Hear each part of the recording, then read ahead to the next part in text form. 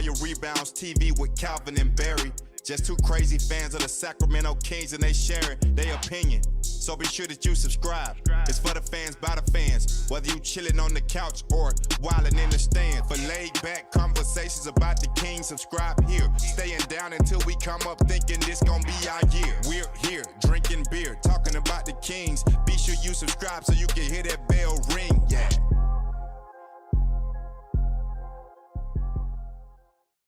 The Kings won, yeah, yeah. Oh, yeah, the Kings won, yeah. The Sacramento Kings, oh, yeah, the Kings won, yeah. Fox is so fast. Sabonis is so strong, yeah. Coach Mike is so smart, yeah. They are the playoff bound, yeah. What's up, Kings fans? Welcome back to Royal Rebounds, a Sacramento Kings YouTube channel for fans, by fans. If you're a Kings fan, make sure you smash up that like button down below and hit that subscribe button. Calvin, fire the laser. We need more cowbell. We need the laser. We got the chain. Kings win. Oh, man. Welcome in, everybody. We have a lot of fun to have tonight because this is going to be a lit show. Kings win tonight 122-115 over the Golden State Warriors. Domantas Sabonis sets a new career high in rebounds, almost has a 20-20 triple-double. De'Aaron Fox is impressive late in this game. And the most important part, Kings win. Calvin, we lost the first time. We got robbed the second time. Third time is the charm. Kings are able to finally beat the Warriors.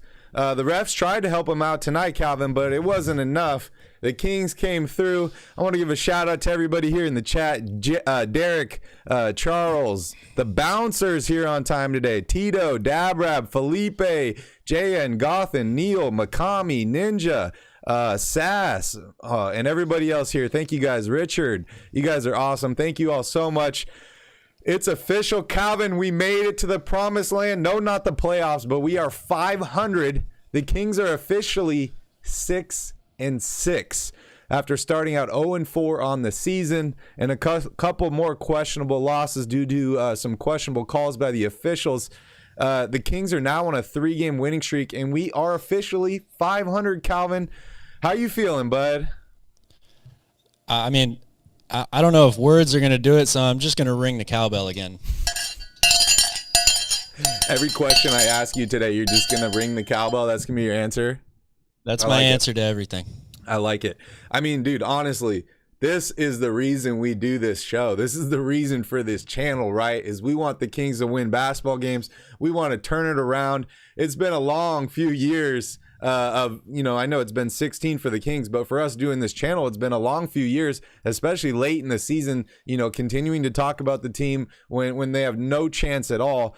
They're looking great right now, Calvin. I am beyond ecstatic. I apologize to everybody if I drop some F-bombs on this show, but I'm fucking excited, Calvin. I'm fucking excited. There you go. I'm almost like, I feel like I had butterflies before this show today. I don't really get that a lot, but I had some butterflies when I was getting started. It's weird, man. I'm feeling great. And Barry, like Mark Jones says, say it with your chest, man. Richard Perez, you belong, dude. Thank you for joining in. We appreciate and love you all. And yeah, nice wrench bouncer. All right, Calvin. I don't even know where to start. Sorry, guys, here. if the cowbell was a lot, but we're fired up here. I don't even know where to start here. I was having a pretty rough day. My football team lost. Both of my fantasy football teams lost. I was at a wedding late last night, so I wasn't feeling the greatest this morning. But hey, I spent a few hours at the Ritz pool today, relaxing, pretending like I was in Hawaii. So I missed the first quarter of this game, but I came back, right in the second quarter, and that was the best quarter to miss. I was there for all the great parts. So, Calvin, give me your first thoughts on the game. Man, I don't really even know where to begin. Look, we talked a lot leading up to the regular season about how difficult the schedule was for the Kings and, what was their record going to be 10, 15 games in. If you had told me they were going to be 6-6 after 12 games, I would have said, that's fantastic. I'll take it. And here we are. The Kings are 6-6. Every game seems to look a little bit better. De'Aaron Fox just continues this massive run of great clutch play late in close games. He wants it, you can tell, and the team really responded all around. I mean, Sabonis, his best game of the season by far. You know, we've said it before, the Warriors are a team that the Kings actually match up pretty well with.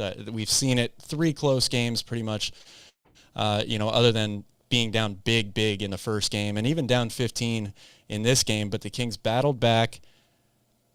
It was a great team effort, and they closed out a game. It felt like watching this game, that was the most playoff-style atmosphere Kings game I've seen in a long time.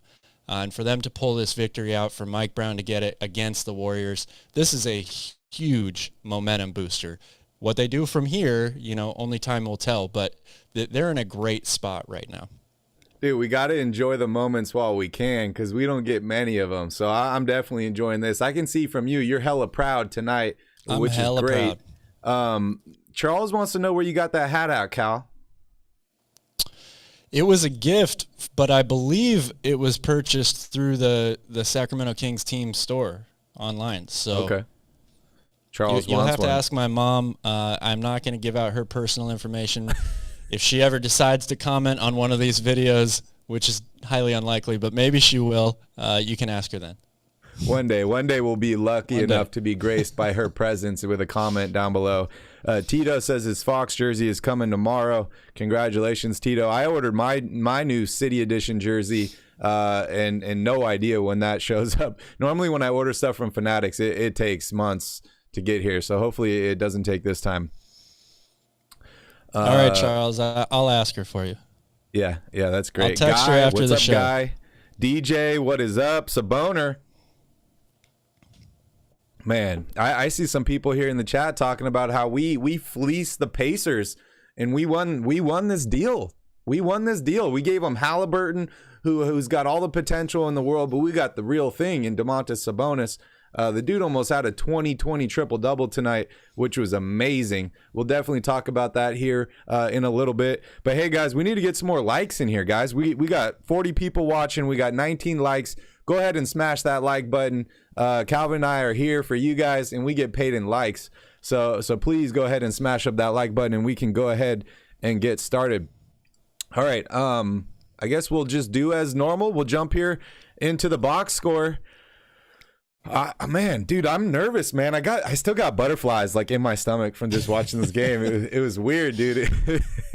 It's so weird. It feels good to win these games, man. I know it's like we're 12 games in the season, and I'm here like giggling like a little girl, just so excited and happy. But anyways, Kings win tonight, 122-115 over the Golden State Warriors. They're officially 6-6.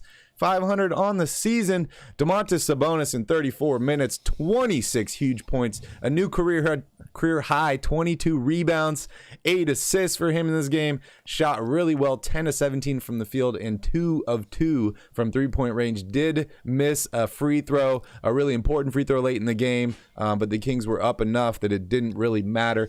Harrison Barnes, 9 points for him and 3 assists in 27 minutes. Keegan Murray's back, Calvin. We'll talk about him in a little bit here, but 21 big points for the rookie, 4 rebounds, 5 of 9 from three-point range. He was on for a while in this game, and you're just like, dude, this dude is heating up. He is playing incredibly well. 22 points for De'Aaron Fox, 4 rebounds, 8 assists. Was really aggressive towards the end of this game, and as we praised him in the last game, this dude's defense is on another level than it's been in the past years, which is really, really helping them. 17 points, 5 rebounds, 4 assists for Kevin Huerter, a.k.a. James Ham Jr. or Red Velvet. 8 points for Metu, 5 points for Terence Davis, and 12 from my guy Malik Monk. Calvin, I'm trying to order a pack of Band-Aids so I can get the Band-Aid going here on the show.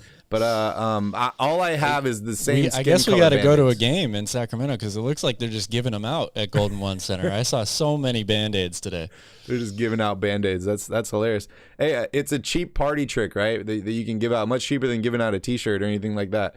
As far as the Golden State Warriors go, Draymond Green, bitch-ass Draymond Green, 6 points, 7 rebounds, 11 assists. Another horrible performance by him. 26 points for Andrew Wiggins, including 3 of 9 from three-point range, but didn't make those threes when it counted at the end of the game. 8 points, 10 rebounds for Kevon Looney. 27 points for Steph Curry. The dude's finally cooled down. He absolutely erupted in the last game against the Kings. And then I think it was either last night or 2 nights ago, he had like 40-something again. 17 points for Klay Thompson in this game and 18 off the bench for Jordan Poole.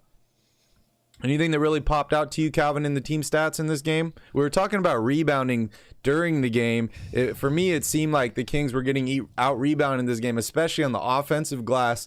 But then I saw Sabonis had 20-plus rebounds. I'm like, oh, shit. What do you think? Man, I mean, this game was hard fought. Like, it was other than that first quarter, the teams were just trading blows back and forth pretty much all the way through.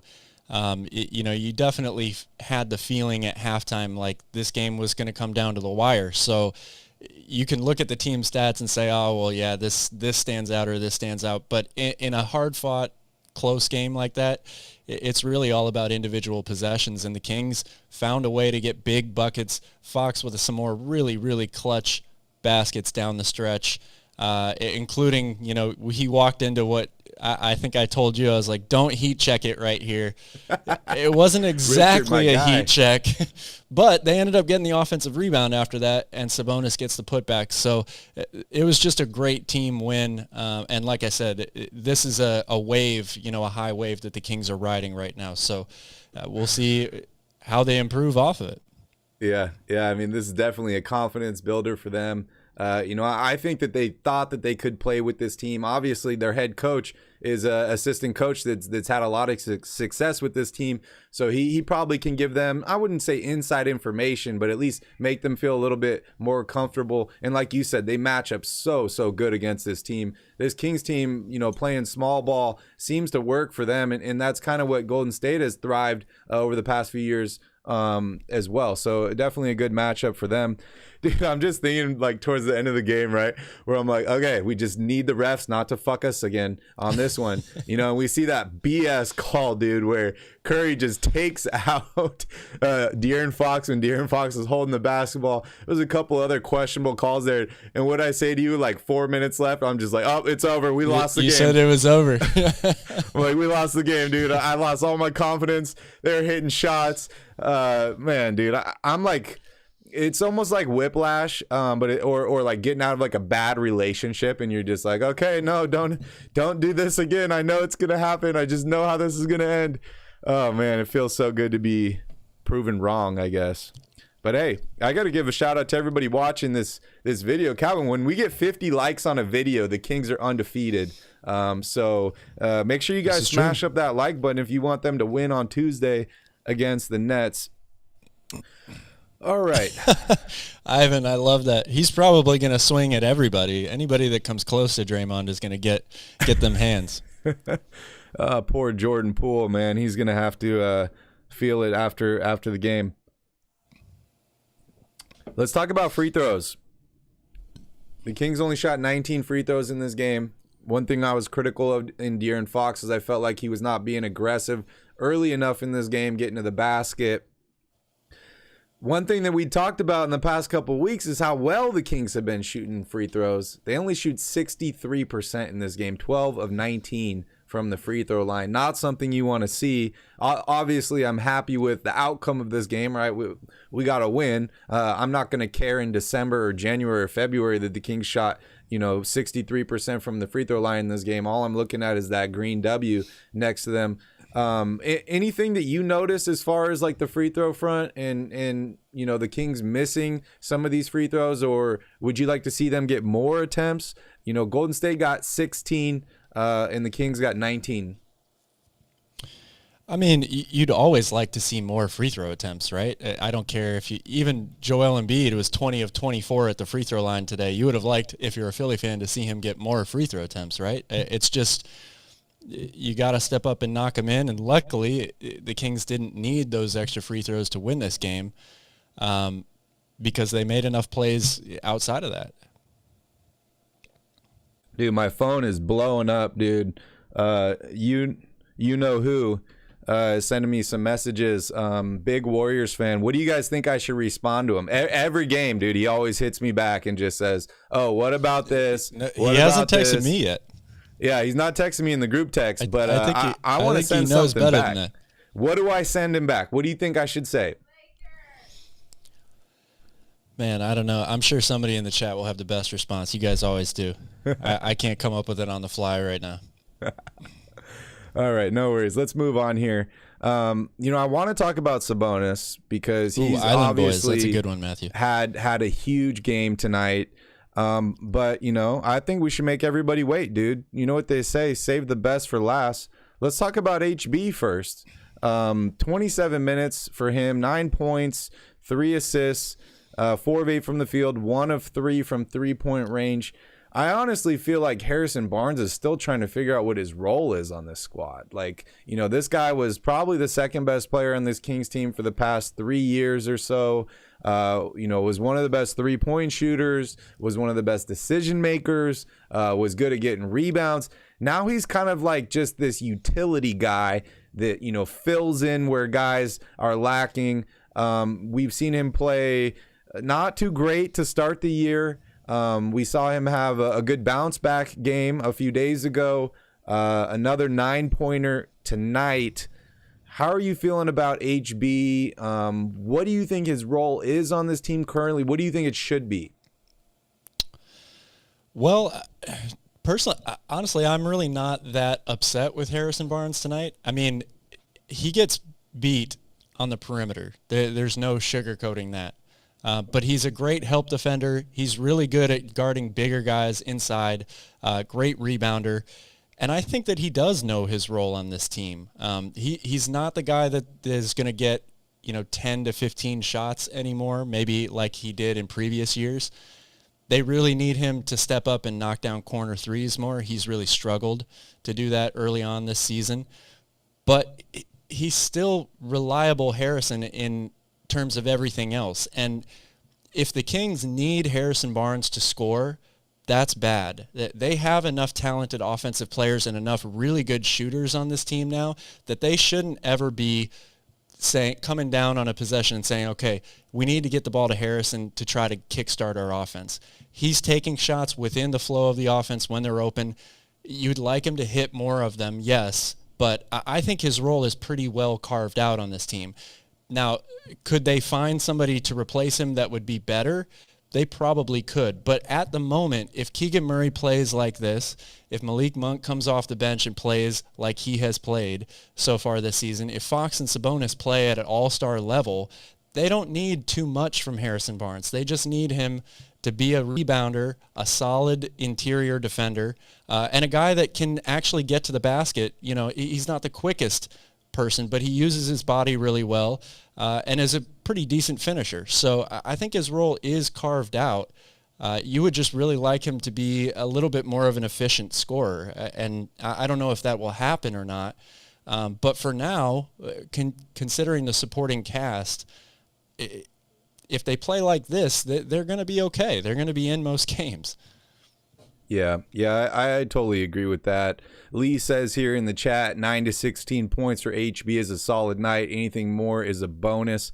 Yeah, I kind of agree with that. I think Harrison Barnes has kind of, moved into this third, fourth best player on this team, trying to fill in all the gaps. Really, the most important thing that I'm looking for as far as Harrison Barnes is efficiency, right? If he has 10 points, if he has 20 points, if he has 5 points, I want him to be super, super efficient. I think that's what ultimately kills the Kings in some of these games when they lose is when the guys that aren't performing well are just so inefficient. If Harrison Barnes can get me 9 points on 50% shooting, I'm totally happy with that, because I think the rest of the guys can figure it out. And it's not like you're losing shot attempts, which is what happens when he goes, 4 for 12, 4 for 15, stuff like that. So ultimately for me, I'm looking for HB to be efficient. I'm looking for his locker room presence. And then, like I said, being that utility guy, doing a little bit here, a little bit there, being the glue that kind of holds everybody together. I was a little surprised he didn't get any rebounds tonight. I think that he is a good rebounder, and I think that's something that he definitely needs to focus on. But hey, when your teammate's getting 20-plus rebounds, there's not a lot of rebounds to go around. Kevin Huerter, 5 rebounds for him and 6 rebounds for Terence Davis off the bench. Most of those were probably while Sabonis was on the bench. Also, shout out to my guy Sabonis. Only 1 personal foul tonight, Calvin. Another area of need that we've definitely been talking about as far as him. Next up, let's talk a little bit about Kevin Huerter. Newcomer this year, right? We traded a first-round pick for this guy. I think he's pretty much solidified himself as the starting 2 guard on this Kings roster, and he's played pretty good, dude. He's got the size. He's a pretty efficient rebounder. He's a great 3-point shooter. You and I have been critical over some of his decision-making skills at certain times. Obviously, he's much better than the guy he replaced in Buddy Hield, especially late-game situations, stuff like that. But hey, another productive night for him. 17 points, 4 or 6 from 3-point range in the Kings win. They seem to win games when Kevin Huerter is playing well. Give me your thoughts on Kevin Huerter, what he brings to this team, and what you like that you saw out of him tonight. I liked the same things that I've liked from him since he's put on a Kings uniform. I think the guy has been every bit of the player that they intended to trade for with Atlanta. An absolute sniper from outside, a guy that is really good at catch and shoot, moves without the ball very well, has this underrated playmaking ability that we've seen between him and Sabonis. When Fox goes out of the game, they run the 2 of them together a lot, and it works really, really well. He's better at getting to the basket than I thought he was in Atlanta, but I don't think he really had many opportunities to do so there. He was pretty much just, stay out on the perimeter and hoist up threes. And I was critical of his defense in the past. He's still, to me, not the greatest on-ball defender, right? But again, it's a team defense concept. You're not going to be a good defensive team in the NBA unless you play together as a team. And what I've seen from him that has, A, really surprised me, and B, impressed me, is his ability to recover and to defend at the rim without fouling. That's been a huge, huge plus. Yeah, I couldn't agree more. He seems to really understand, the rule of verticality very well, going straight up, stuff like that. But I also got to say, one thing I've really, really noticed about Kevin Huerter is, if he's in a bad spot, somehow he finds out how to get and be in the right place at the right time, whether it's rebounds, whether it's defense. He just always seems to be in that right spot. So that's not something you can really teach. But you can get better at it. But I got to give him props for that. He always seems to be in the right place at the right time on the defensive end of the ball. So that's definitely helped the Kings. Let's talk a little bit about Keegan Murray. What did you tell me during this game? Well, I said that he was back right away. I mean, he got to it immediately in that first quarter. Yep. He looked totally different, right? He looked much more engaged. The on-ball or off-ball defense to me was really the thing where I was the moment or the area of the game where I felt like, okay, he's a lot more locked in now, because it's one thing just to miss open shots, right? That stuff happens on any day, or can happen on any day. It doesn't matter what's going on in your personal life, but the fact that he was reading the offense from the defensive standpoint, stealing wide open passes, leaking out early, and of course getting a couple shots to fall early definitely helped his confidence. But he just looked much more engaged, much more ready to play, and that's bad news for the rest of the NBA if that's going to continue, right? Can you elaborate a little bit on the personal situation with him? Because I don't know if everybody really knows and we don't know everything, but just can you elaborate a little bit on what we do know about that situation? Yeah, well, I think it's been made, fairly public, at least if you're on social media at this point. But his father tweeted just the other day, maybe even yesterday, I can't remember now, that his grandmother had a stroke while watching him play in Charlotte when the Kings were on the road. And it was definitely weighing on him, having to be on the road, traveling, getting updates from his family. From what I understand, his grandmother is doing fine and on the road to recovery, but that stuff, obviously is going to have an impact on any individual, especially a young guy who's still trying to find his way in a new environment such as the NBA, which is a pretty ruthless one. So it's only natural to kind of have a mental lapse. And you have to feel really good for him that he was able to come out. His dad even tweeted before the game, this is a comeback game for Keegan. So the family is on point together. And, definitely, like Ivan says, prayers up to him and his family. Hope that she continues to make it back to a full recovery. And hopefully Keegan's full recovery is what we just witnessed. Definitely prayers out to them. Hopefully, this is just a minor setback and they can move past this. But yeah, you're right. Like, Keegan Murray must have got good news before the game or something, because he was definitely focused on basketball tonight. This was his, I don't want to say coming out party, but he's back, dude. That catch and shoot, like, fadeaway three that he hit from the top of the key. Like, as soon as he made that, I'm like, ooh, this boy's got it back. He's ready to ball today. Dylan has got an interesting question here. Also want to give a shout out to everybody that's just joining in. I see Dennis is here, Dylan, RP. Shout out to everybody that's just joining in. Kings win tonight, guys, 122-115 over the Golden State Warriors. We're officially 500 at 6-6. And boy, does it feel good, man. We're projected to make the playoffs right now, Calvin, or at least the plan. But Dylan's got a good question here. And this is something that you and I were actually talking about during the game, not so much with Keegan, but with guys like Sabonis and some of the other guys. But Dylan says, why won't Keegan post up more if he has Poole on him and he has to post up on a block, please? What are your thoughts on that? I think it's a fair point, but I think that it definitely stems from Mike Brown's system. I mean, even Sabonis, they don't really run a lot of true post-up stuff for him. Even when he does get the ball in the post, I've been saying for a while now, I wish he would be more aggressive and quick to go to a move. But he's definitely waiting for that double team to come, looking to kick it out. That they want to keep the floor spread with all these shooters.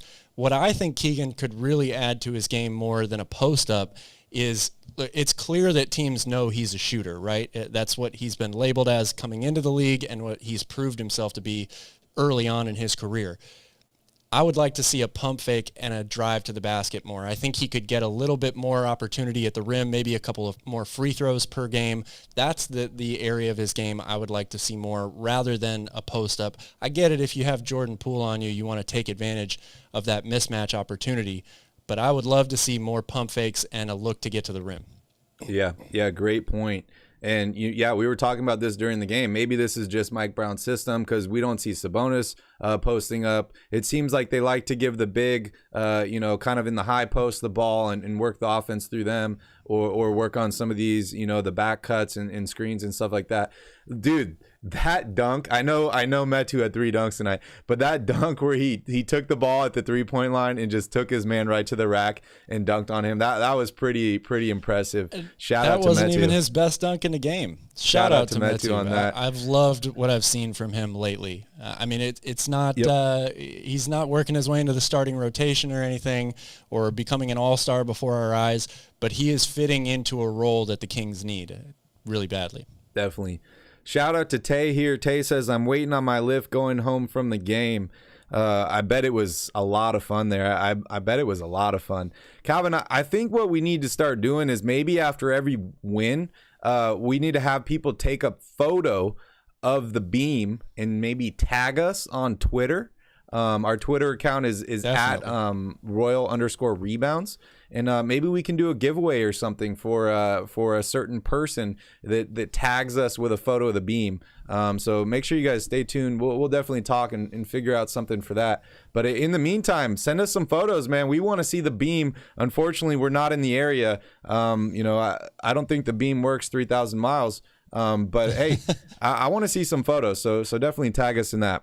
Also, remind you guys, Calvin and I are just here for fun. We're fans just like you. We get paid in likes, so please don't forget to smash up that like button and hit the subscribe button as well. We're live after every single Kings game, whether they win or they lose. But hey, I'm in a much better mood when they win, especially when they beat teams like the Lakers. and the Golden State Warriors.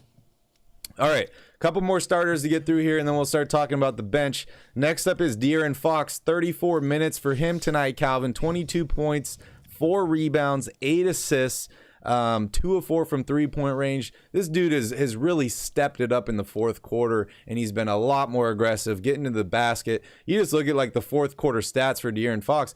The dude's an all-star this year, in my opinion, right? He's going to be an all-star. It's just a matter on whether the Kings can get the wins. And they're definitely on the way for that. So shout out to him. But Calvin, tell me about De'Aaron Fox. Is it different this year for this guy?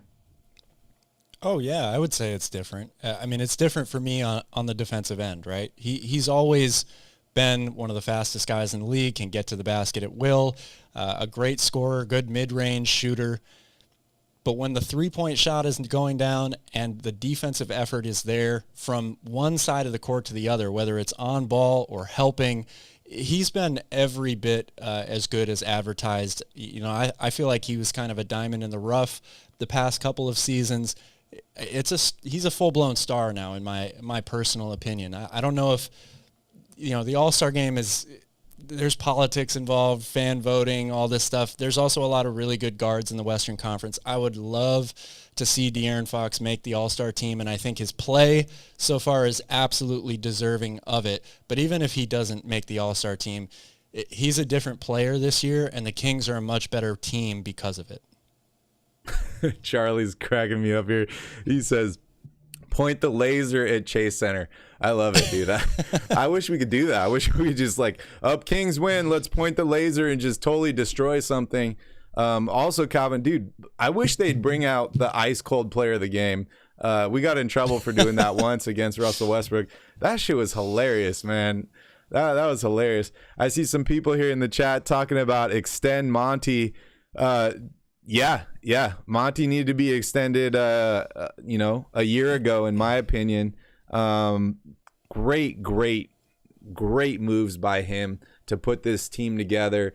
And just honestly, the biggest difference with this entire team is just consistency, right? We're not just jumping between players, jumping between front offices. Yes, this is, the first year here for Coach Brown, but it seems like they're picking guys. They're taking a little bit more time in choosing guys, and they're giving them more of an opportunity. It's not just like okay, let's turn it around in 1 year, and if it doesn't happen, then we're firing everybody and moving on. This has basically been a 3-year rebuild under Monty McNair. Kind of a soft rebuild, right? You don't trade De'Aaron Fox. You draft some guys. You add in some more talent in like Domantas Sabonis, stuff like that.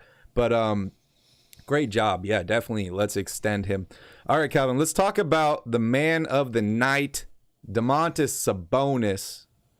And while we're talking about Sabonis, I want you guys all to spam the chat. I want you guys to let me know in the chat, just one-word answers. You can use their last name. Who do you think is the best player on this Sacramento Kings team? Is it Sabonis? Is it Fox? Is it Keegan Murray? Maybe you're a Kevin Huerter fan. Let me know. Just write the last name in the chat. Who is the best player on this Kings team? Because this is a debate we've been having for quite a while. And while they're doing that, Calvin, let's give Sabonis some love. 26 points for him, 22 rebounds, which is a new career high, 8 assists. We've been talking about how this team needs to get better at rebounding the basketball. Sabonis was the target of Monty McNair because of his rebounding ability, because of his versatility. We've had a lot of people talk about Sabonis can't be a center, right? We need to bring in a rim protector and move Sabonis to the 4. Well, hey, the Kings are winning some basketball games with Sabonis starting at the center.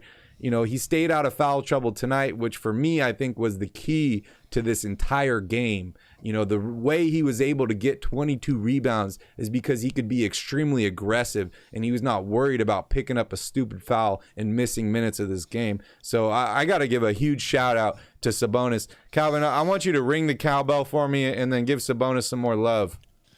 I'll try to do it away from the microphone so it doesn't kill you guys, but we got to see the cowbell, man. We got to see it. It's too close to the mic, then. There you go. F the mic, dude. F the mic. F the Lakers. Look, give Sabonis his due, man. Like he played absolute lights out tonight. He's been, in my opinion, steadily building every game. I was critical of his offensive decision making in terms of being aggressive and looking to get to the basket and get some easy buckets for himself. I know Mike Brown really, really wants him, in this playmaking role, and I think it's definitely working. And I think to just kind of build on the bigger picture here, we're having this debate about who's the best player on the team. You can't be a good NBA team if you just have one great player, right? The Kings have two great players, Fox and Sabonis, and they're going to need both of them to carry them to the playoffs. And to build on that, every great team has great players, but then they have also great role players that fit into those spots really, really well. And I think that the Kings are starting to develop that. Mike Brown is finally starting to figure out, the rotation, who he can trust, who he can't. Malik Monk being that six-man microwave guy off the bench. Kevin Huerter filling into his role really, really well. Davion Mitchell being the guy that's going to be aggressive offensively, try to get to the basket and play lights out, nonstop defense.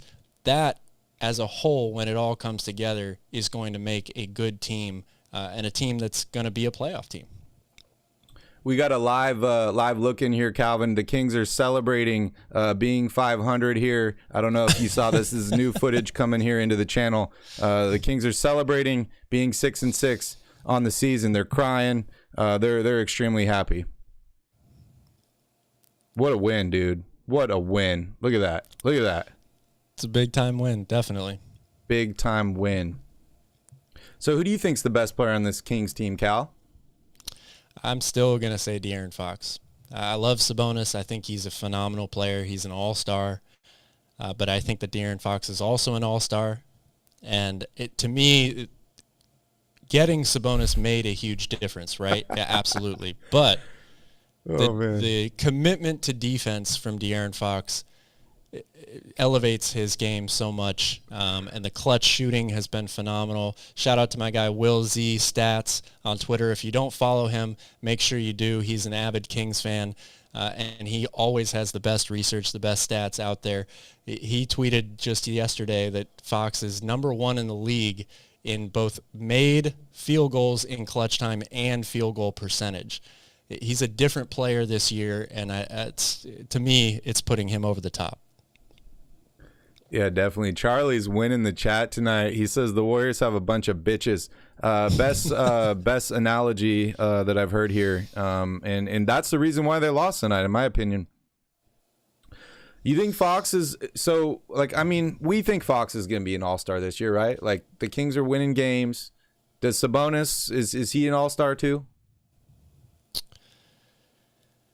I'd have to take a look at the league and all the stats. I mean, that's the thing about the All-Star team, right? Is the fans are going to vote in a bunch of guys, and then from there, the coaches are going to decide who else gets to come. So right now, he's deserving of it, absolutely, just like Fox is deserving of it. To say that it's a guaranteed lock for somebody to be an all-star because of fan voting is just silly. You never really know what's going to happen. I mean, maybe all the Warrior fans vote for Jordan Poole and that edges out another guard spot, which would be highly unfortunate, but it's possible. The entire country of China voted for Yao Ming every year he played. So there's always discrepancies when it comes to all-star voting. But both of them are playing at an all-star level, and that's the most important thing, right? Because that means that the Kings are going to win games. I got a weird take here, right? The Kings are getting better. They're 6-6. If you're like a Celtics fan, a Lakers fan, any privileged fan base, you're not happy at 500. But us Kings fans, we've been in the gutter, dude, for so long. We're happy to get some fresh air here, and we're going to celebrate it. That's for sure. But hey, ESPN's got to start taking notice, right? Like, they need to fill some time. The Warriors are sucking. The Lakers are sucking. The Kings are on TNT on Tuesday against the Nets. If they win that game, we're 7-6. We're looking pretty good. We could be the Grizzlies of last year. Not as good, but I'm just saying in kind of like a storybook team that's starting to finally get good, do better. I think that definitely helps the odds for guys like Fox and Sabonis to make the All-Star team. If this Kings team continues to play well, you're going to hear talk about Fox and Sabonis as all-stars. You're going to hear talk about Mike Brown in the coaching of the year. You're going to hear about Keegan Murray. Not that he's going to win Rookie of the Year, but you're going to hear him in the conversation. We're going to hear about, potentially a sixth man in Malik Monk. And, with winning comes all those other recognitions that are kind of swept under the rug when your team continuously loses for, 16 seasons. So I think the wins are the most important factor here. But, these players in this coaching staff is going to start to get a lot of love. When do you think ESPN will start talking about the Sacramento Kings? Because, honestly, Calvin, that's why we started this channel in the first place, was because nobody talks about the Sacramento Kings. How many wins until the Kings are on ESPN's radar? Man, I don't know what the number is, but I will say if they can beat the Brooklyn Nets on national TV, a Brooklyn Nets team that is playing a lot better as of late, especially on the defensive end, that will definitely go a long way. ESPN will at least start having full Sacramento Kings highlights, not, one play here or one play there. If they can get a win on national TV, that will be a big, big thing. Fred says, once we start a winning streak, Fred, we're on a 3-game winning streak right now. How many games do you need for that to qualify? The bouncer says, when Mark Spears mentions us, interesting, Calvin. Mark Spears might be looking like a genius, dude. He might be looking like a genius. He's sitting pretty right now. He is definitely feeling good. He took the chance and he doubled down on it. Everyone told him he was crazy. He didn't flip flop. He just said, wait. He smiled. He's got that goofy smile, right, where he just smiles and he's like, you heard what I said. Watch what happens. And it feels good, man. It feels really good. It's not ridiculous tonight, Calvin. The Kings won, yeah, yeah. Oh, yeah, the Kings won, yeah. The Sacramento Kings, oh, yeah, the Kings won, yeah. Fox is so fast. Sabonis is so strong, yeah. Coach Mike is so smart, yeah. They are the playoff bound, yeah.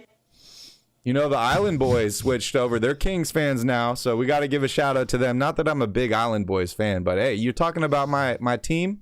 I got to give you some love.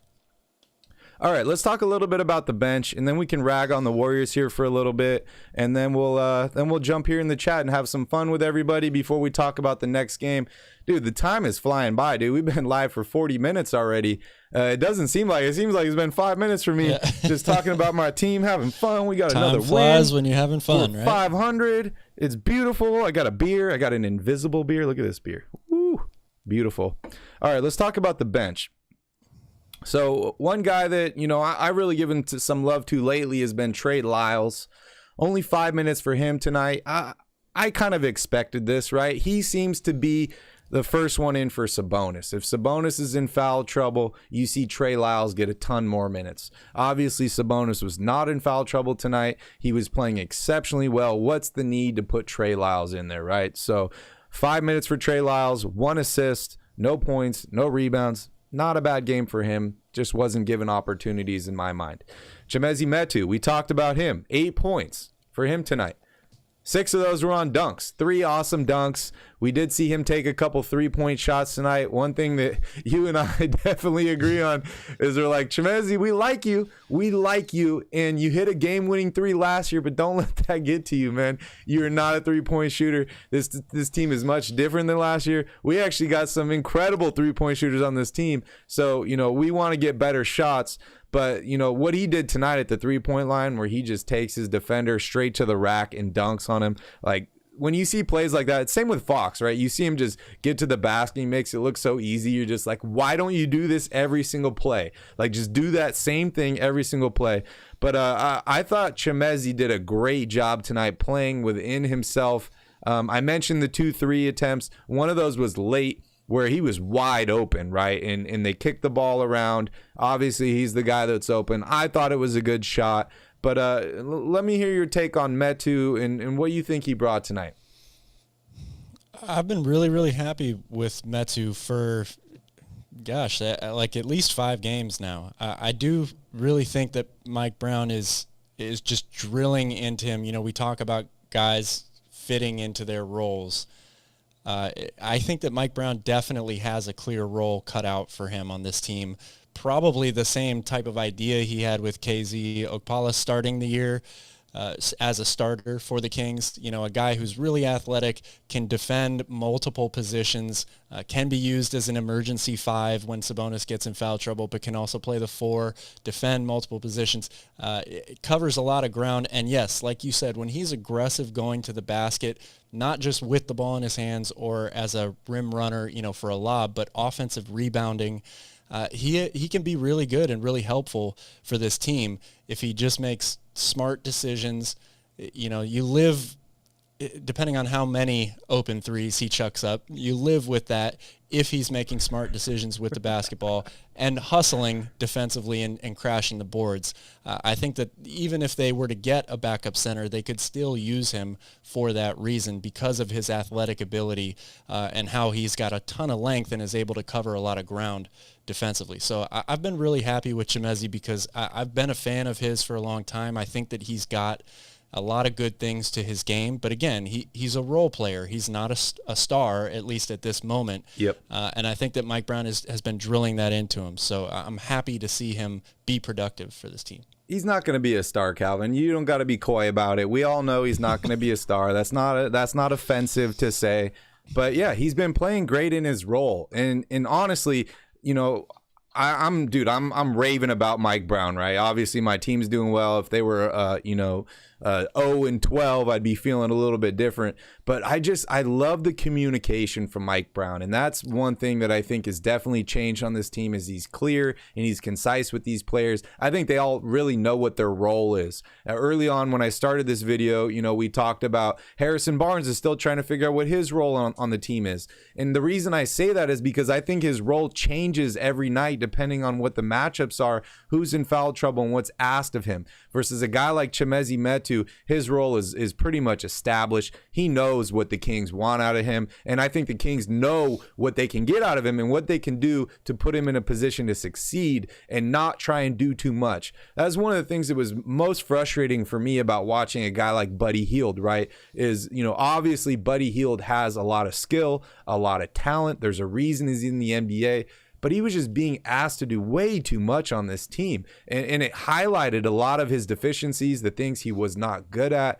And that really killed the Sacramento Kings. That's a big, big difference I've noticed with this coaching staff is they are highlighting what people are good at.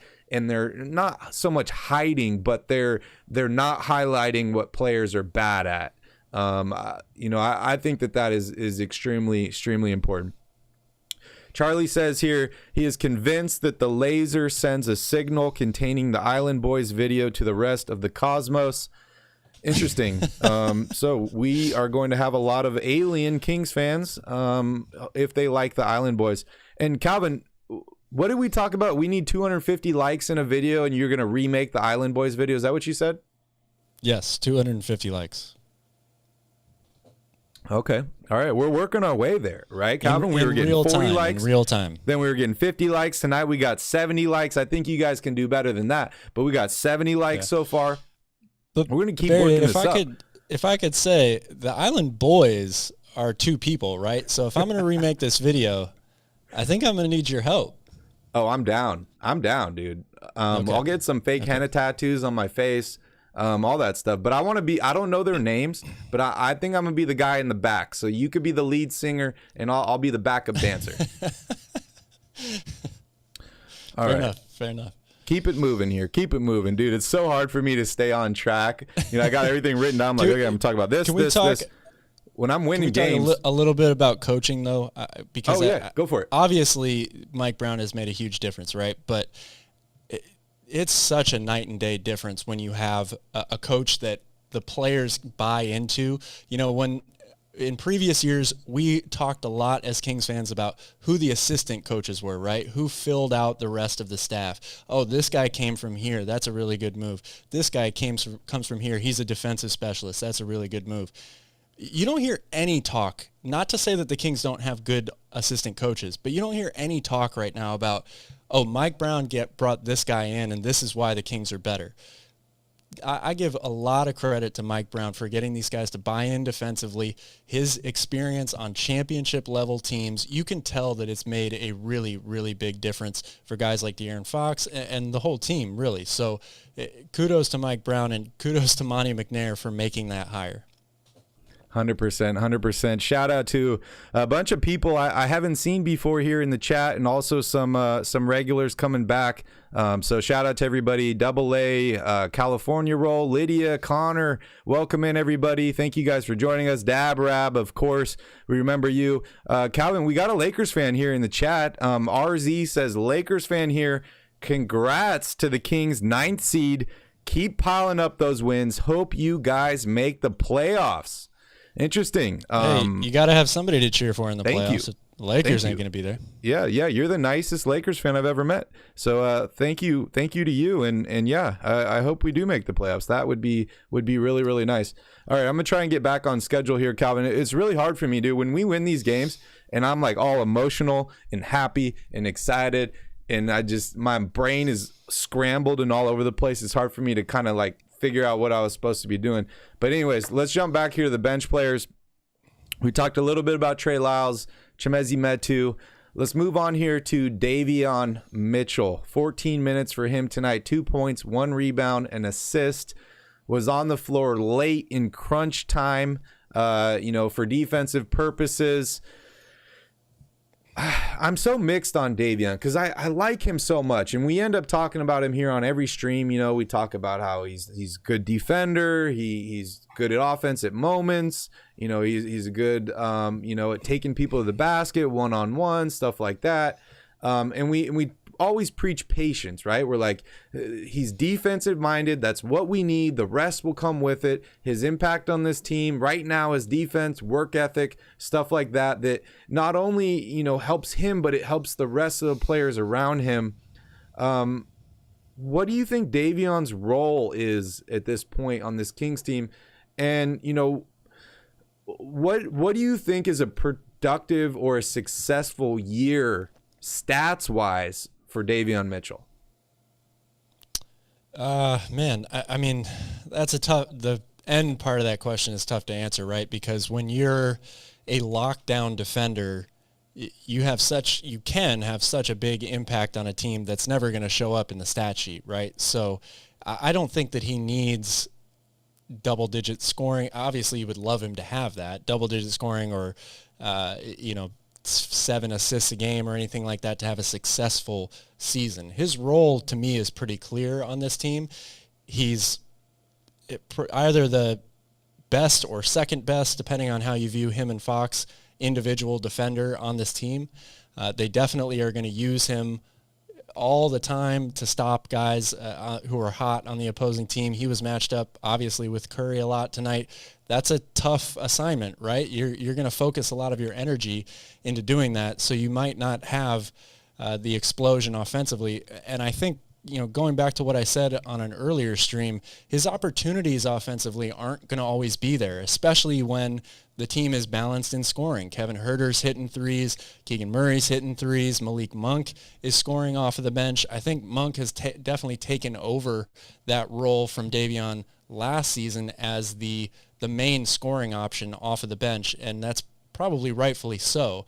But again, I think that if Mike Brown keeps the game plan simplified offensively for Davion, stick to what you're good at. You're really good at getting to the basket, finishing around the rim. He has been up and down shooting outside in his pro career, but if you look back at his statistics in college and even in high school, he got better and better every year. I think that he's got a decent shot just to kind of take the opportunities as they come, but to be aggressive both offensively and defensively, looking to make lockdown plays, step in the way and get charges. I think he probably could have a lot more charges called than he has so far in his career, but to keep being in that same mindset offensively and defensively, that's his role on this team, and they're going to need him, the whole season. Yeah, I'm seeing a lot of love here for Davion in the chat, which makes me really, really happy. I feel like a lot of people, obviously not you guys, right? Because we're all cool and we're all Kings fans. But a lot of people, I feel like, they expect so much from players, and they get disappointed when they don't put up 20, 30 points, and they lose hope, and they think that, oh, this guy maybe wasn't it. The Kings don't need that out of him. Exactly. Maybe we should have drafted somebody else. Maybe he's not playing well. Maybe he's not happy here, stuff like that. So I'm really, really happy to see that a lot of people are being patient and they're loving what they're getting out of Davion Mitchell, because that's really the most important thing is, this team is winning games. And they're also learning at the same time. That's the key is, the Kings have not been in a lot of these situations before. You mentioned to me tonight when we were watching this game, you're like, dude, this is like playoff basketball. This is like the best playoff Kings basketball that we've seen in a long time. And these minutes are extremely, extremely important for all the players here on the roster. You look across this team, you're like, okay, Harrison Barnes, this guy's got a championship with the Warriors. You look at Sabonis, he's had some good years, with the Pacers, had, some not so good years with the Thunder. But then you look at like the rest of this team, this is a bunch of players that have not really done much in the NBA. Kevin Huerter had a couple good seasons at Atlanta, was never really like the go-to guy or anything like that. The leadership on this team and a lot of these players haven't really been there before. So all these games are extremely, extremely important. And just, they're all learning on the fly, which, lessons usually cost, whether it's money, whether it's, losses, stuff like that. It usually costs to learn, but this team is winning and learning at the same time. I just want to, give a brief little look here at the schedule. Unfortunately, the Kings started out 0-4 with those first 4 losses. But, they weren't really getting blown out in these games. They lost the first game by 7. They lost this game to the Clippers by 2. A 5-point game to the Warriors that they were down in. They came back. And you look at this game against the Grizzlies. This was basically their biggest loss of the year. They lost by 15 in this game. And then they bounced back to start this amazing streak here with 2 wins in a row. Unfortunately, they did lose that game to Miami with a late, no call there at the end, which I thought was complete BS. And same with that Warriors loss as well. But, you look here at the wins and you're like, wow, this Kings team could be on an 8-game winning streak after starting 0-4 on the season.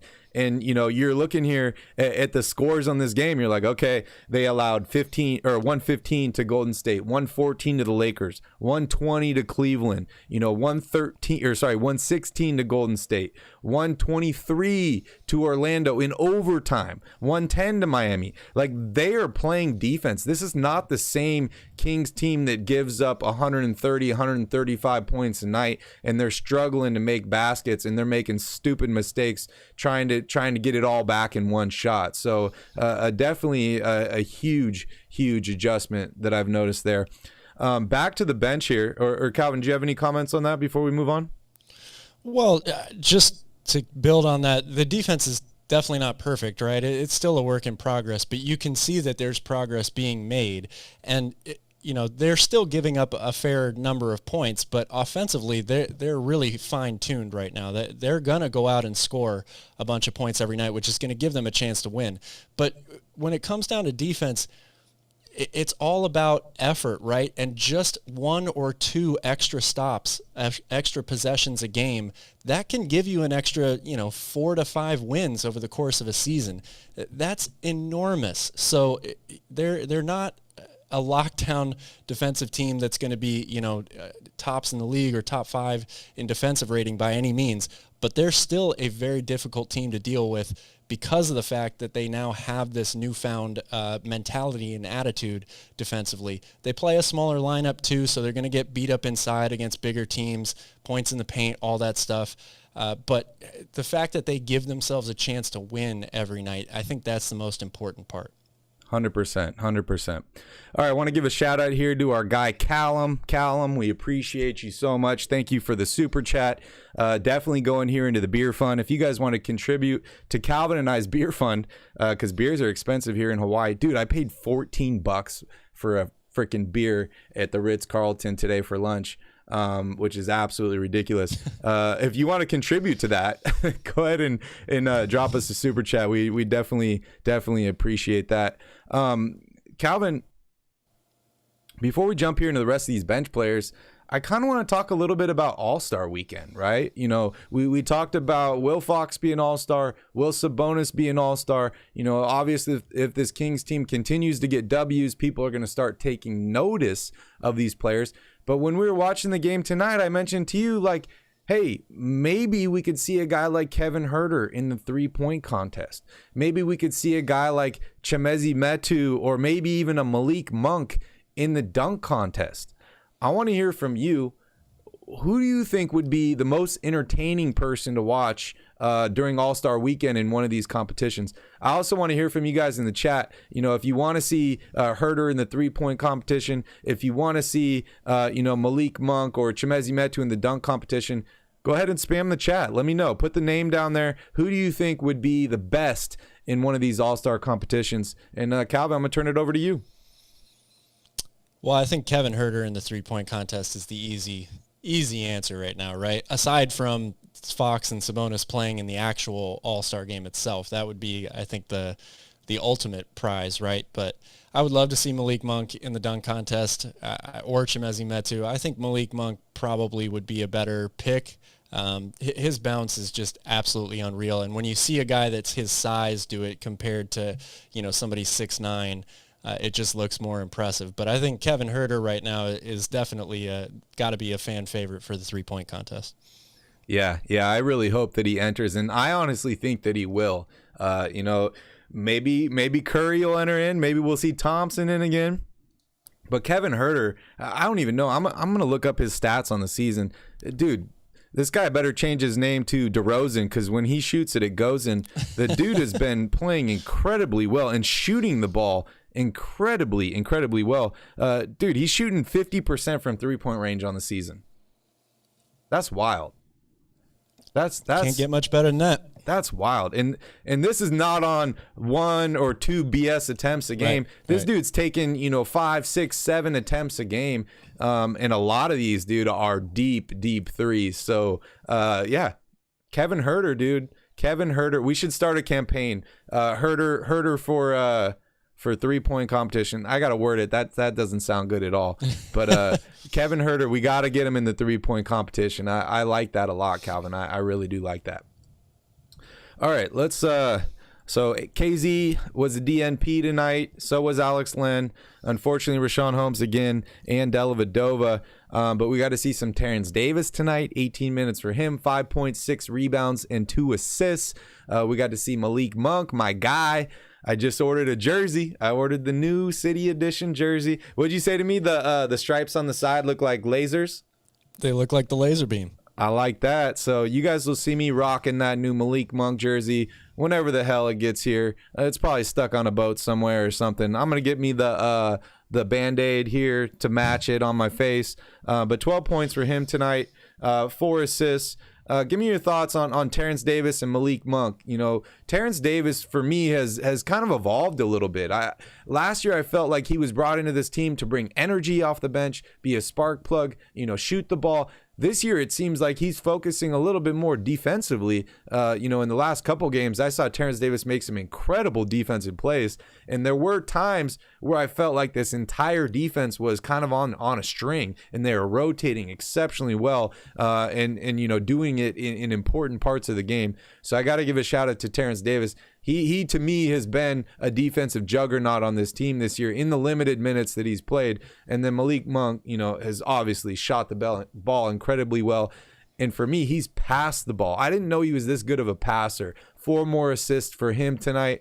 We're getting it from everybody, man. They're killing it, Calvin. Yeah, definitely.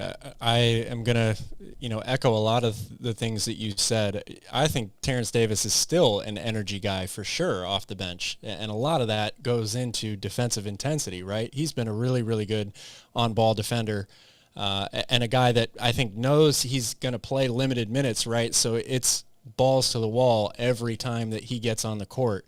And if he gets hot and hits a couple threes, that's just a huge bonus for this team. But yeah, Malik Monk has been an absolute game changer. A guy that's really, I think, become the anchor of the second unit, the most consistent guy. And yeah, to your point, the playmaking has been an added surprise. We knew he was going to come in and be a sharpshooter, a very athletic guy, somebody that could get to the rim, but his ability to make plays for others has really changed the dynamic of how the bench plays in general.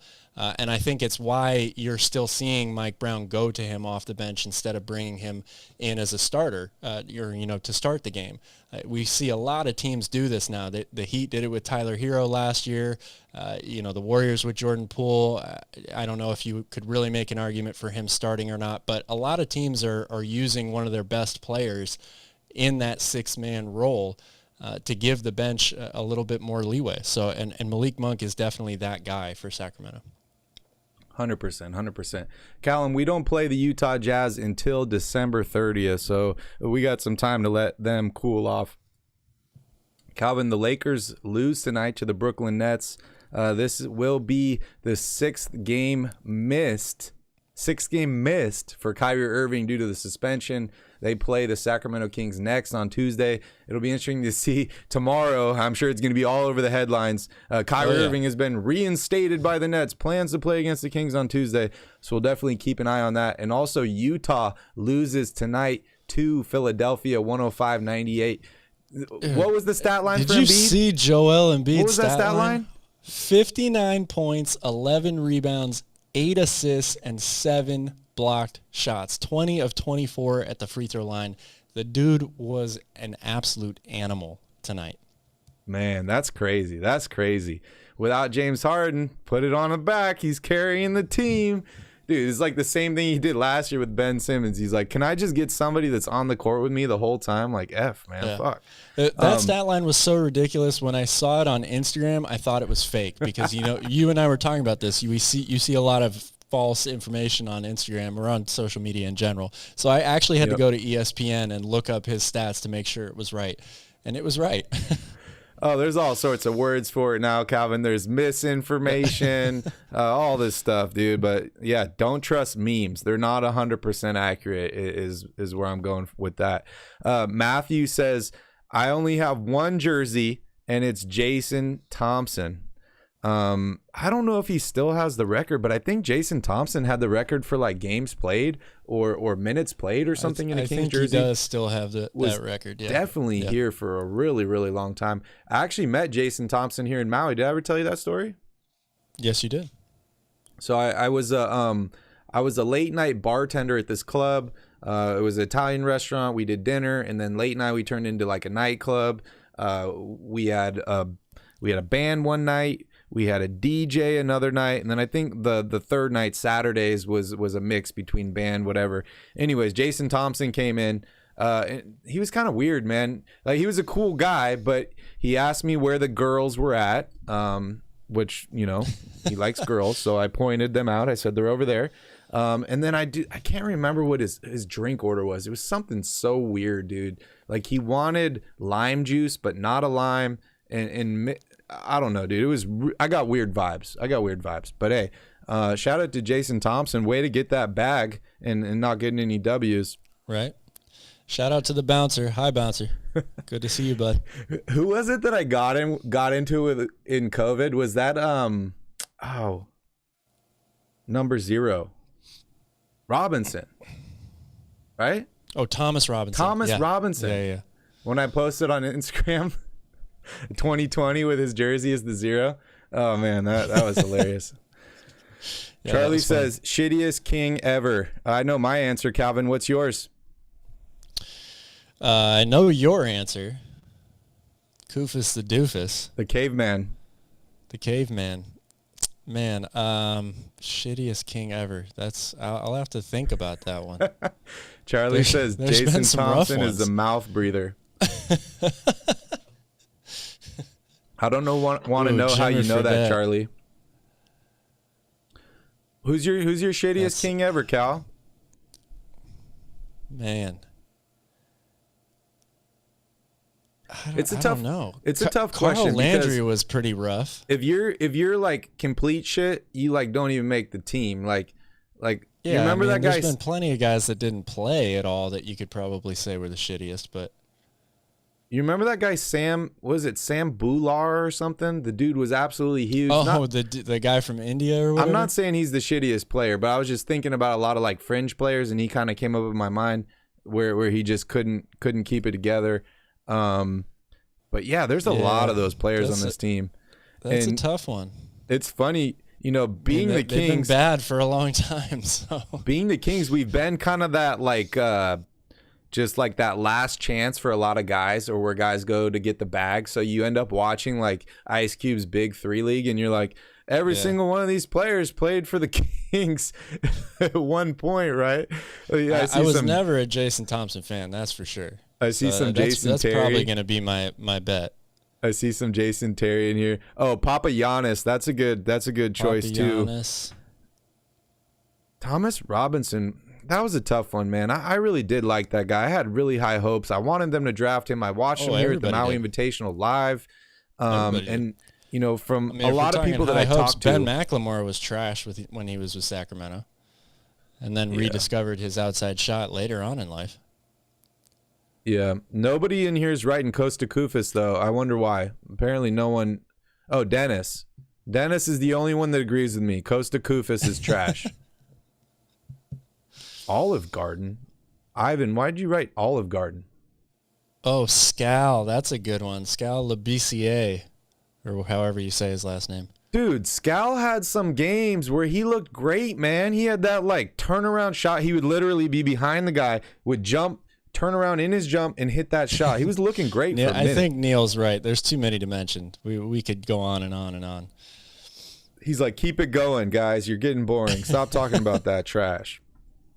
All right, hold on. I'm just, dude, I'm refreshing the standings here because I just want to look at this. Look at this Western Conference.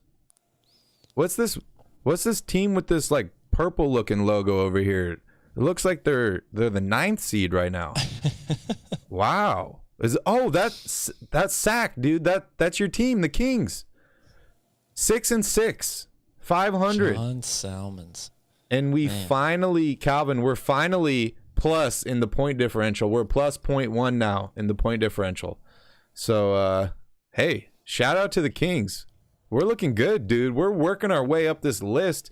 We're better than Houston. We're better than LA. We're better than Golden State, Minnesota, San Antonio. We just passed Oklahoma City. We know they're trying not to win games this year. Next up is the LA Clippers. You sound like Howard Dean. I thought you were going to give a "Bia" at the end of that. We're better than Houston, and we're better than San Antonio and Oklahoma City. Bia.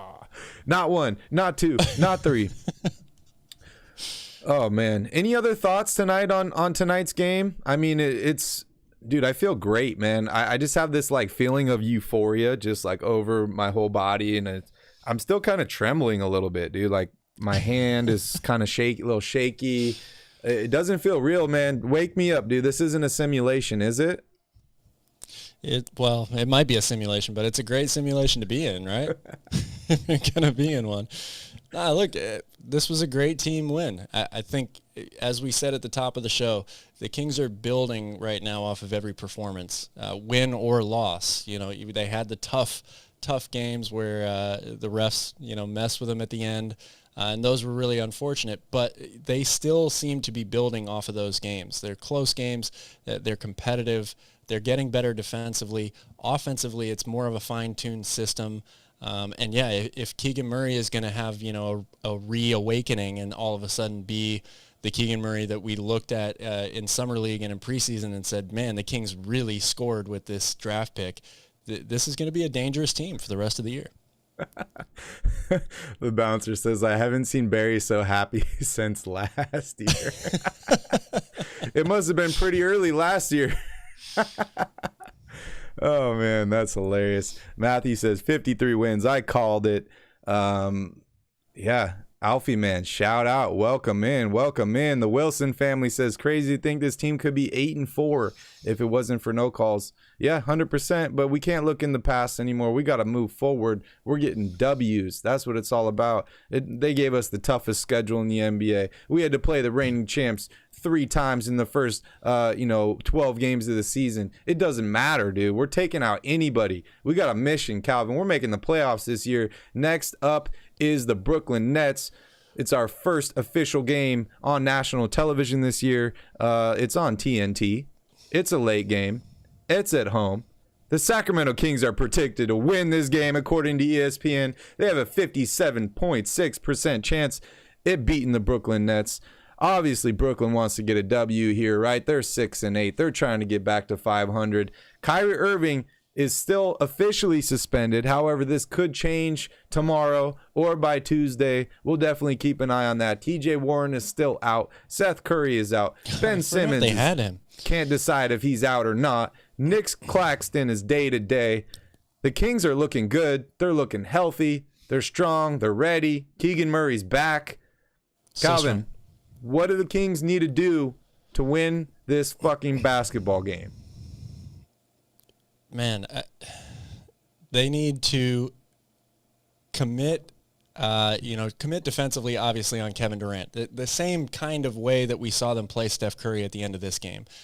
It's Kevin Durant. You only are going to make things difficult for him. You're not going to stop him. But especially if all these other guys are going to be out, no Seth Curry, potentially no Kyrie Irving. We know the Nets want to run offense through Kevin Durant, right? So if they can jump screens, double him, force the ball out of his hands and force other guys to beat him, that's a great start. The Nets have been playing a lot better defensively, so I think it's going to be really critical for the Kings to attack the paint early, look to get to the free throw line early. If they build, points in the paint and are getting to the free throw line and knocking them down early in games, that definitely helps their confidence and helps kind of solidify how the tempo of the game is going to go from there.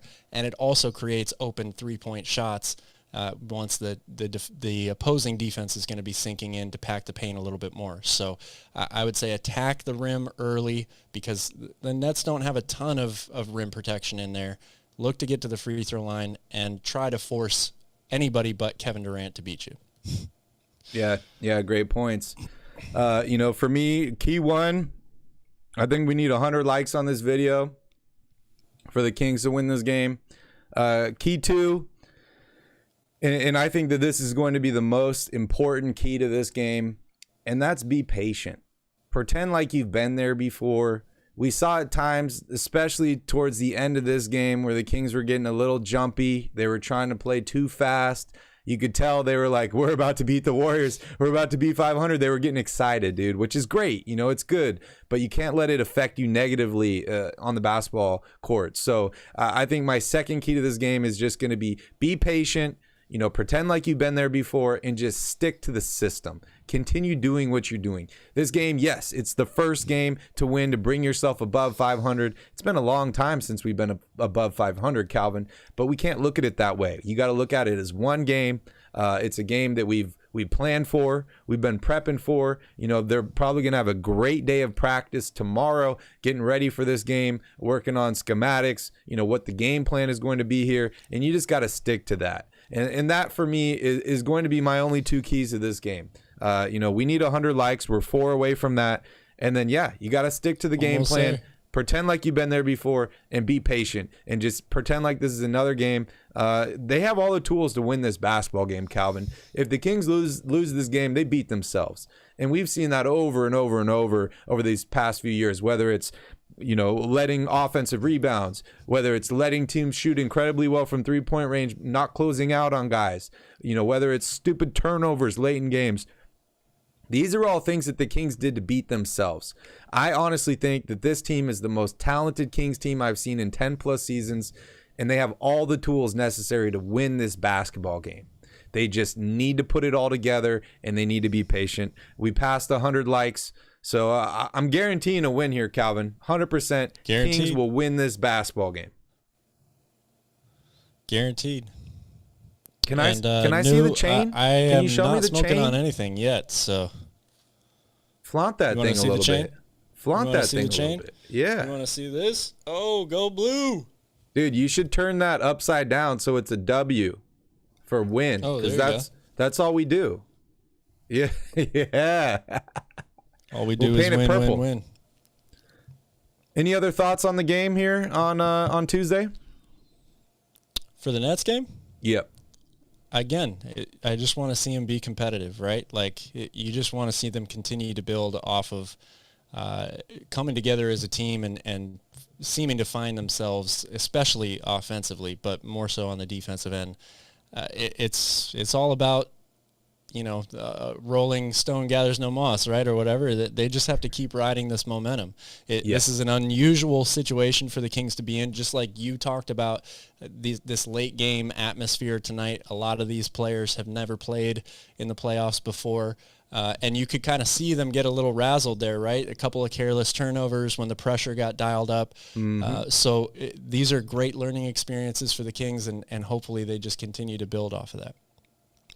So we're currently on a 3-game win streak. Should be 8, but we're just going to call it 3 right now because we're not talking about, bullshit that's happened in the past. If the Kings win this game on Tuesday, which they will, against the Nets, that makes it a 4-game win streak. And then things are looking pretty good, Calvin. We got San Antonio coming up on Thursday. We got Detroit coming up on Sunday.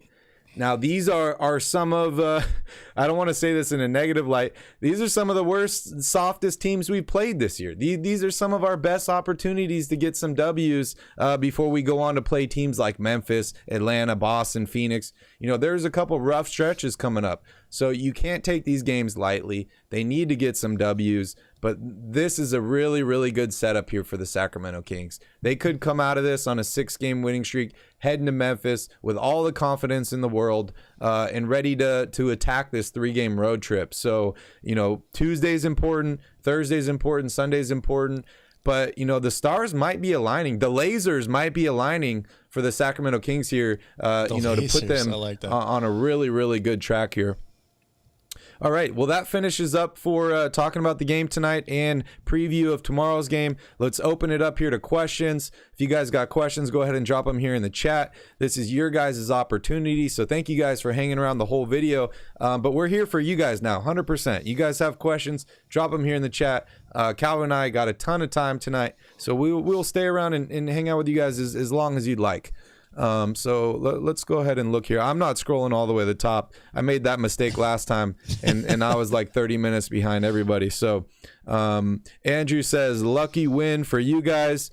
Thanks, Andrew. It's better to be lucky than good, I guess. But there was no luck involved tonight. Charlie says the Kings will be the first team in NBA history to finish 76-4 with 2 asterisks. Oh man, Charlie's killing it tonight. Another Charlie. Oh, this is Charles. Charles says, look, I'm gonna be real. If we end up having the same record we had last year, but 90% of our game was decided by 5 or less, I'd be happy as fuck. Charlie, who hurt you, man? Who hurt you? No, I totally feel you. I want the Kings to make the playoffs this year. I think they will make the playoffs. But honestly, when you've been bad this long, all you can really ask for is improvement every single year. You continue to improve. And if you can improve every single year, you will get to the place that you want to be eventually, right? So, if the Kings are a better team this year than they were last year, I will be happy with that. I think that they're at a point where it should show up in wins. But, what you're saying here is if they win the same amount of games, but they're in every single one of these games and they're super, super competitive, we get screwed over by the refs in a bunch more of these games, whatever, it still shows improvement. So you're right. I would be happy as you, but I'm looking for a little bit more. What about you, Cal? Sure, you're definitely looking for a little bit more. But, yeah, like I said at the top of the show, if you told me the Kings were going to be 6-6, 12 games into this season, I would have told you that's wonderful. That's a fantastic start. And here they are, 6-6. So you got to be thrilled. Shout out to Will Z Stats here on Twitter.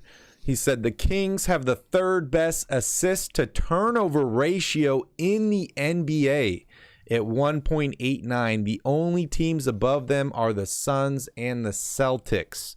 They had 31 assists to 15 turnovers tonight, a 2.06 ratio. That's great, Cal. That's great. That is great. That's improvement right there. Absolutely, that's improvement. And I think if there's one stat, last year I was really, really big on points in the paint for this team because they had shooters, but they did not have the collective shooters that they have on this year's squad. So getting easy buckets or getting De'Aaron Fox downhill, that was the one stat that I used as my barometer for how close the Kings were going to be depending on what given matchup it was. This year, because of how much the ball moves, how the offense really flows, they're sharing the ball really well. So the assist-to-turnover ratio is definitely something to keep an eye on with the Kings. That if they keep that number, to a good ratio, a lot of assists to minimal turnovers, they're going to be in a position to win almost every night. We got some breaking news here coming from James Ham. De'Aaron Fox has moved on from Chris Gaston in Family First Sports and is officially joining Clutch Sports. This is a huge step for the 24-year-old Sacramento Kings guard. Congratulations to De'Aaron Fox. He's continuing to kill it, dude. What a great offseason and start of the season for him. Kings fan Sneak says, one last shout out to Marvin Bagley.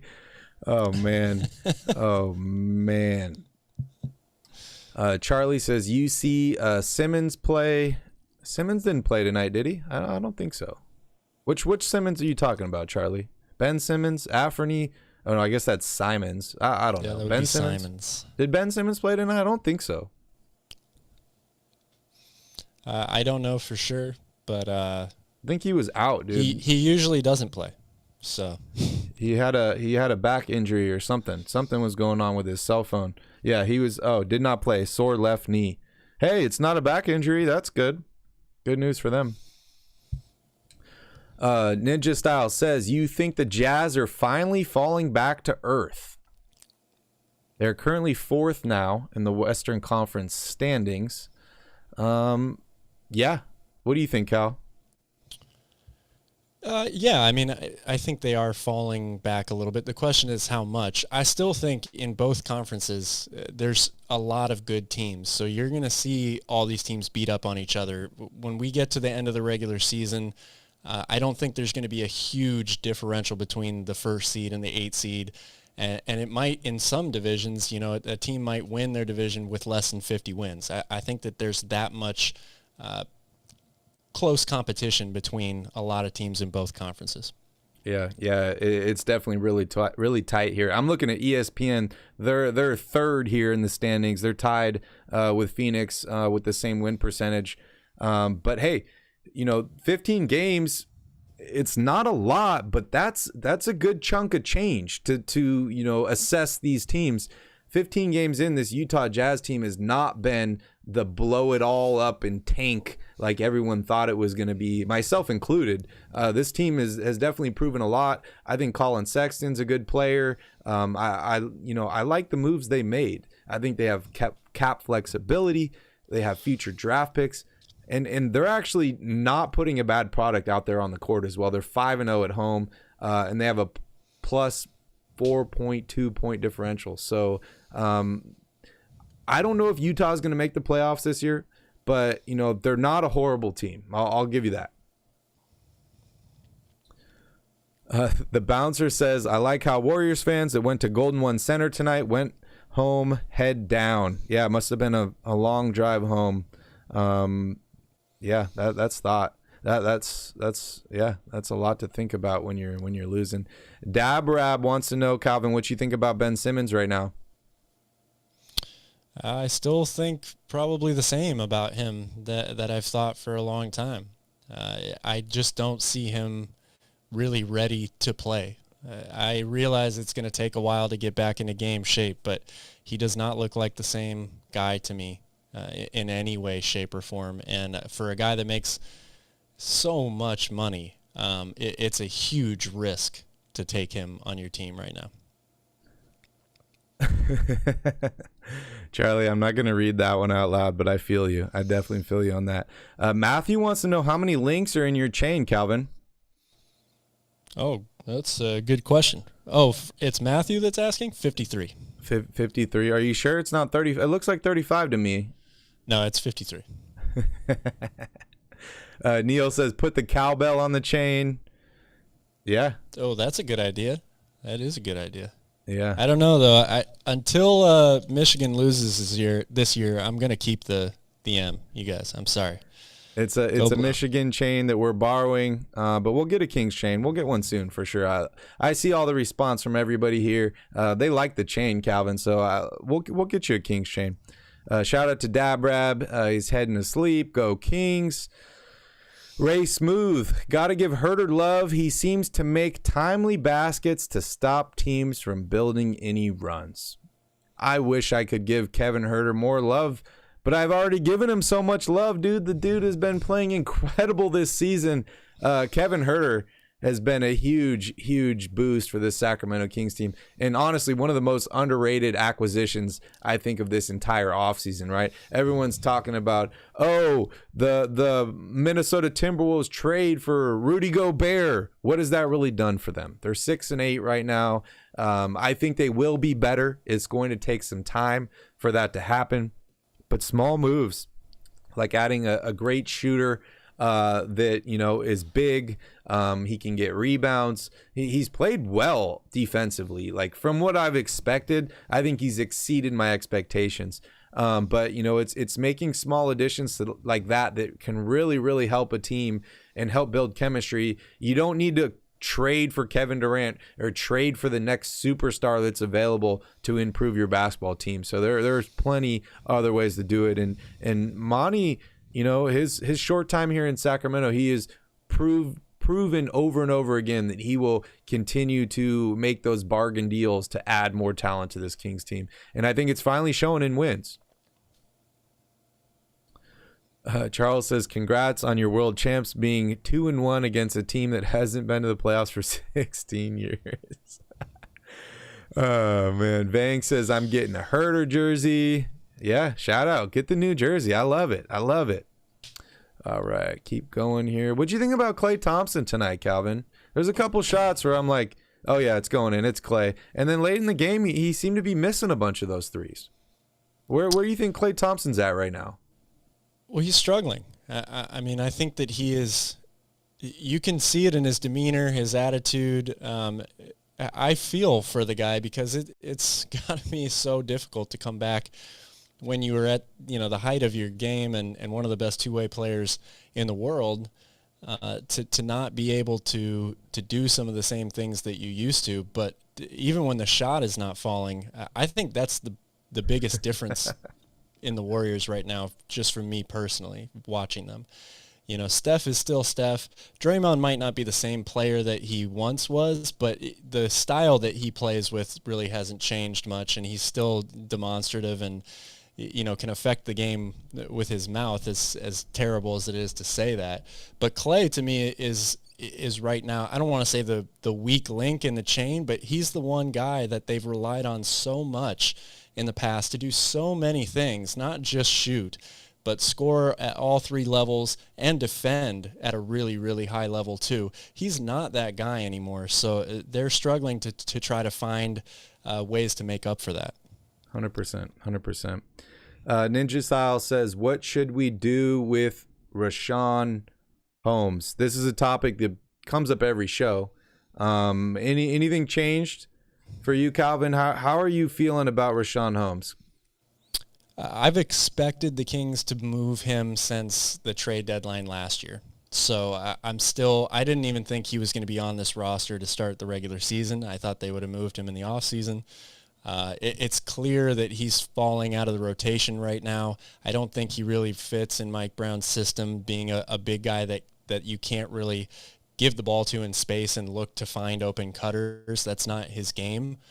And they run pick and roll, but not to the same degree that they did last year with Tyrese and Richaun Holmes. And that, looked like it was a match made in heaven. So it seems like he's completely falling out of this team. It has felt like that to me for a while. So I still expect them to try to move him. Will they be able to find a partner or not? That's the question. Yeah, that's what it all comes down to is what are they willing, what are teams willing to give up to get Richaun Holmes? What can he do, right? We talked about last episode, should the Kings, give him a little bit more time on the court, showcase him, as you would say, to make him available. But honestly, at this point, we're just carried about wins. We want more W's. Whoever's, playing well, put him out there on the court. Calvin, I'm going to break it to you, man. We're not signing Kevin Durant at the end of the offseason. We're not signing Kyrie Irving or any of these big players. We don't really need cap space at this point. If this team is winning games, we have another year before we have to re-sign guys like Sabonis. So, you know, it's not like this team needs to get Richaun Holmes off the books so that we can sign a big name free agent. We're not the Lakers. We're not a big market team. You know, having depth on this team, I think is really, really important. We've seen over the past 2 seasons with COVID and people missing games, how that can really, really affect a team. We've not seen that so far this year, right? Where 4, 5, 6, 7 players in a team are out and what that does. But I think they're going to continue to stick to the schedule. They're going to make teams play games. So I think there will be a point this year where the Kings do need Richaun Holmes, and we'll see what he has. But, you know, I'm not giving up Richaun Holmes for a second-round pick at this point. You know, I'm going to wait. I think he's got some value here on the bench for the Kings. And if a trade does come around that makes this team better, I'm all for it. But I'm not rushing anything right now. That's for sure. Andrew's still talking about the Warriors. Andrew, you lost tonight, bro. Let us have our glory, man. You've had a lot of wins. Enough with Andrew and the Warriors. Shout out to Bench Matthew coming in with the energy and smashing up the like button. Smash up the Warriors that like are button, old guys. news, man. They lost. Forget the Warriors. Man, you're living in the past, Andrew. This is 2022, man. Your team's trash now, bro. They're not even gonna make the playoffs this year. 2nd seed? Come on, man. Oh, man, people are talking about Tisdale here. Shout out. I got to catch up here. Oh, Tito, good point here. Those 2K ratings better go up for the Kings. I'm going to check 2K tomorrow, man. I'm finally going to get to play and win with my basketball team in 2K. So that's awesome. Definitely. Hopefully they're upgrading those 2K ratings. You guys better be tweeting at Ronnie 2K. Tell him to upgrade those trash ratings. We know Klay Thompson was pissed about it, but maybe 2K was right, man. The Warriors are garbage now. Maybe they're it's the absolute 2K curse. Garbage. Ray says, light the beam. Another W for the Kings. Guys, I want to get some pictures. If you guys got pictures of the beam, send it to us on Twitter. Tag us, Royal_Rebounds. We want to see pictures of the beam after every single loss. So make sure you guys do that, and maybe we'll be giving some stuff away. Oh, guys, a Vinny Squatch sighting. What? We got Vinny Shout here in the out. chat? Vinny. Shoots Productions. What's up, bro? Yeah, what's up, Vinny? Thanks for joining in. Vinny, we're 500, bro. The Kings win 6-6. Oh, man. What is up? Everybody say hi to Vinny. He's on his Shoots Productions video, Hawaii. Give him some love. I think you missed Gothan already, your #1 fan of all time, but we'll tell him you say what's up. Yeah, definitely. All right. Alfie says, I want a replica Kings ring. Man, Alfie, man, we love the confidence. But we got to get a couple more wins first. That's for sure. Some more people talking about your hat, Calvin. Apparently they have it at Fanatics, but it's sold out right now. I got it last year, so I don't think it's a new edition by any means. Bouncer says, my friend calls Huerter Freckles or Frickles. I like James Ham Jr. better. I think that's fun. Oh, man, I love how people are just lighting up Andrew here in the chat. Hey, Andrew, you bring the smoke, man. Get ready for the fire, bro. You could be a Kings fan, though, if you want. We're currently taking applications.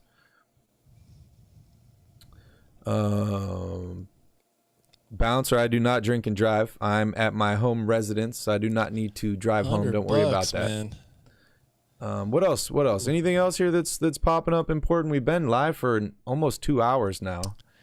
I mean, we got a couple comments here about Cousins. Do we want to revisit that? Let's do it. Yeah, you go first. Cousins. Calvin wants to sign Cousins, and why? I do not want to sign Cousins. I don't think it's the right move for Sacramento. I worry that signing a guy who you're just really unsure of what he's going to give you. He's been with all these teams over the past few years. Nobody really ever wanted him back. I I don't see how he can help this team more than he hurts them. If the idea is, well, we just need somebody to come in when Sabonis is in foul trouble, they have those guys. Tell me why DeMarcus Cousins is better right now today than anybody else that's on the Kings bench. I mean, maybe he scores a couple more points than some of these guys, but I just don't buy that he is going to dramatically improve this team by signing him, if he's even available. Oh, man. Dude, I'm a flip-flopper, bro. Oh, man. Asha, do you hear that? Where's Asha at? The last stream, I'm like, sign Cousins, bring him in, bring him in. I'm feeling good after this win, but hey, why not, dude? Well, I'll stick with it, dude. Give Cousins a chance, man. Bring him in, give him a chance. He can help the team. I'm always in for adding more talent to this team. I think that Cousins can bring something to the NBA. I think he can bring something to Sacramento, and I think he's determined too. I think that chip on his shoulder just got bigger. But honestly, for me, if you sign him, it's got to be with a short leash. Like, I do not want to have any repercussions happen from signing DeMarcus Cousins. So if you sign him, you got to be straight up with him. You got to let him know this is what's going on. And I think that, honestly, Calvin, he probably has a relationship with Mike Brown from their time together in Golden State. So maybe they do have a good relationship. But, bring him in, but give him a short leash, man. If he starts acting up, you can't give him the Draymond Green treatment, bro. He can't be punching people at practice. This is Sacramento, man. This is not San Francisco. That does not happen here. So, or it's not acceptable here. So, I'm into giving guys second chances, Calvin. Sign Cousins. Why not? Let's do it. Not for me. Not for me. Don't mess with a good thing right now. Don't mess with a good thing. What about Carmelo Anthony? How you feel about Melo? Because I'm a big Melo fan, but I don't know about this. I'm a Melo fan, but I don't see him again dramatically helping this team. If the idea was we need another shooter off the bench, then yes, I would be happy to sign Carmelo Anthony. But he doesn't play defense. He's older, and the Kings have a lot of good shooters already. So you can always use more shooting, but I'm looking to go somewhere a different direction than Carmelo Anthony. Yeah, I couldn't agree more.